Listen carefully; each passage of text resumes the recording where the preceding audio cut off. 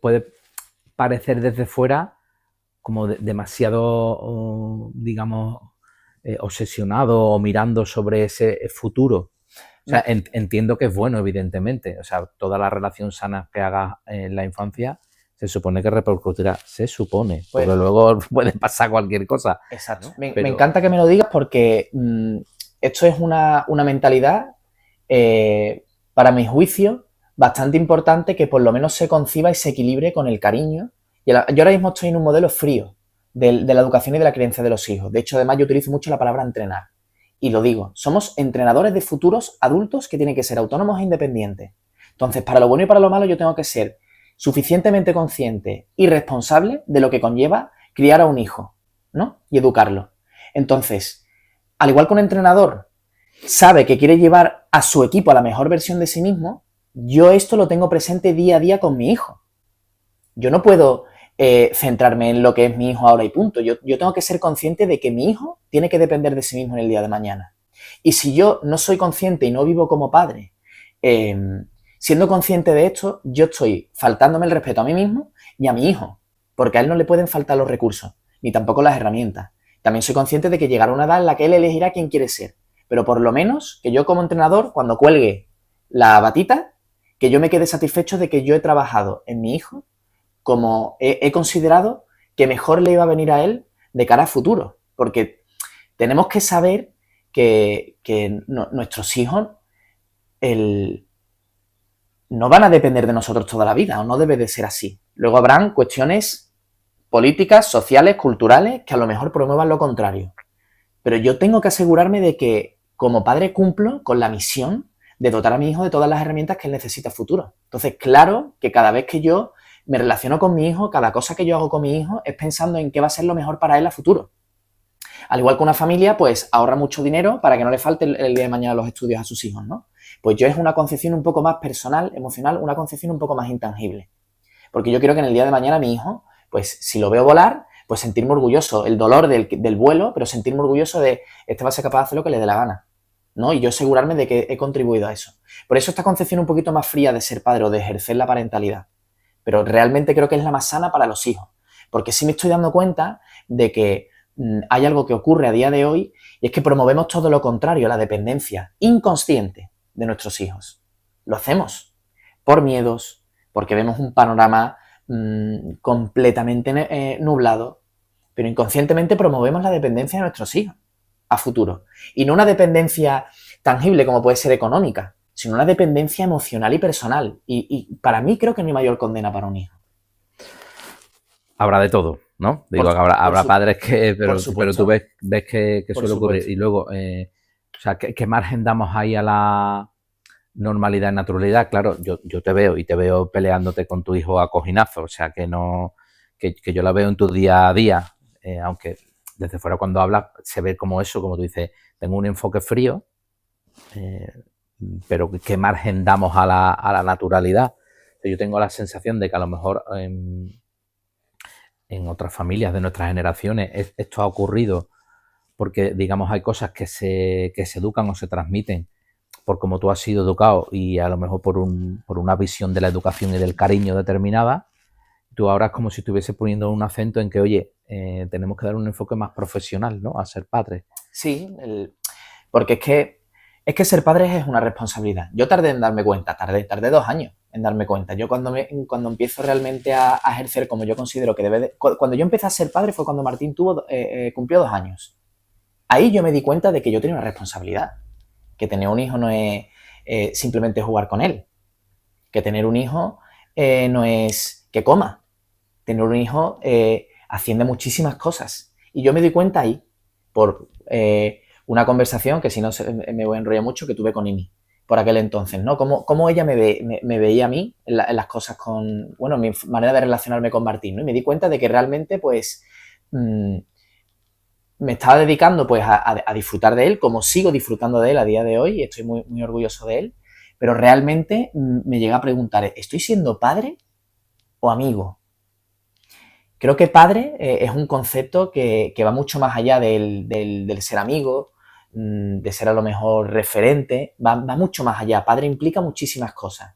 y tiene inevitablemente una parte fría y una parte más calurosa, ¿no? Es una combinación entre el tengo que preocuparme porque tú crezcas bien y también preocuparme porque sientas el cariño y el amor que te tengo. Entonces, esa combinación es la que yo hago día a día, ¿no?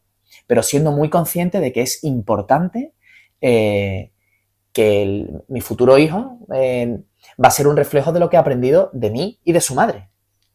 Entonces es como concienciarse, es como comprometerse. Tener un hijo, y mira que antes he dicho que a veces para entender cosas de la mente comparo a los niños con las mascotas, tener un hijo no es una mascota.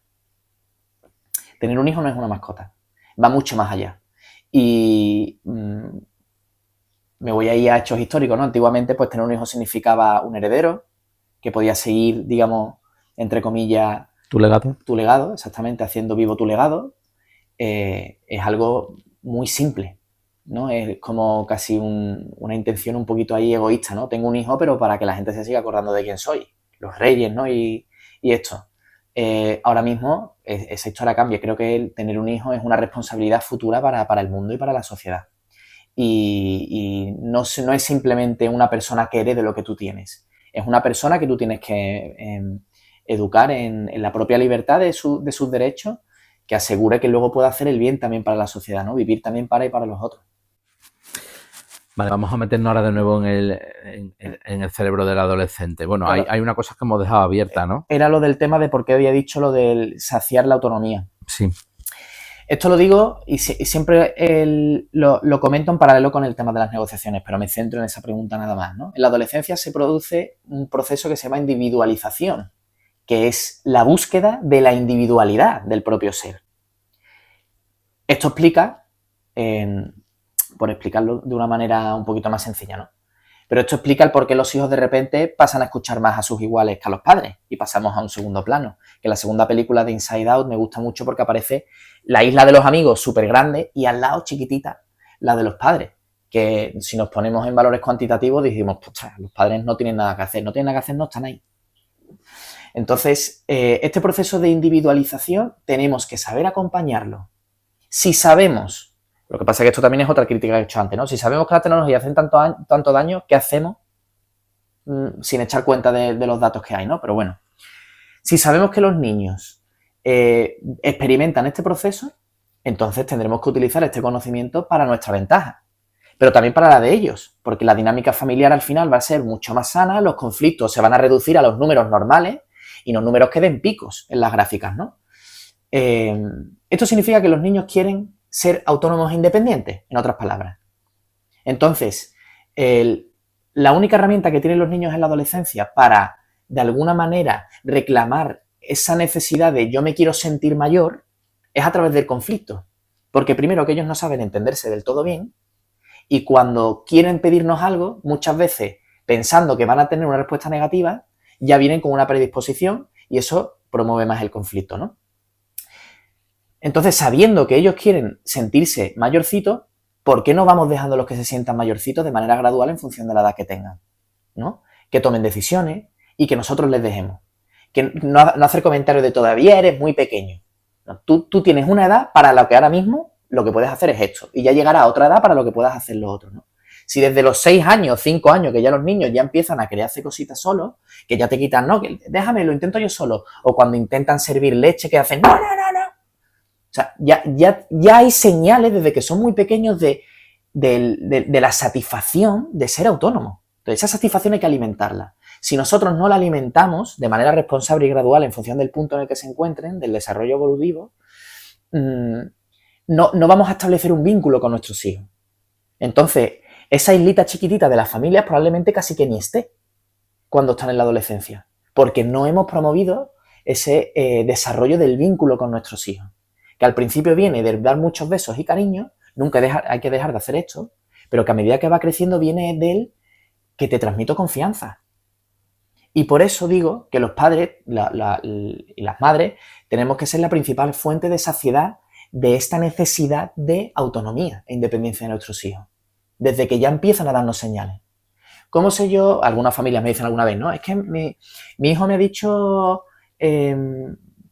una cosa de la sexualidad, es muy pronto. Ya hay que quitarse un poquito esto de la cabeza, de cuándo es pronto, cuándo tienen edad, cuándo no tienen edad. Si tu hijo te ha hablado de eso, ya está preparado para empezar a tener conversaciones sobre eso. Pues en vez de decirle, eres muy chico, le estás cerrando la puerta, no estás abriendo la oportunidad de que tu hijo sienta la satisfacción de hablar quizá algo distinto, diferente contigo, y eso lo va a buscar en el amiguito de allí de la esquina. Y luego en la adolescencia, es que vaya tela que le echamos cuenta a este. No, pero es que perdona usted, con 6 y 7 años ya tu hijo empezó a hablarte de temas que tú le decías que eran muy pequeñitos. Y esto es desagradable de asumir, pero es así. Y lo digo con total seguridad. Creo que me he explicado bien. Sí, yo creo que se ha explicado lo de la saciedad de autonomía en casa. Exactamente. Con la leche y con el sexo.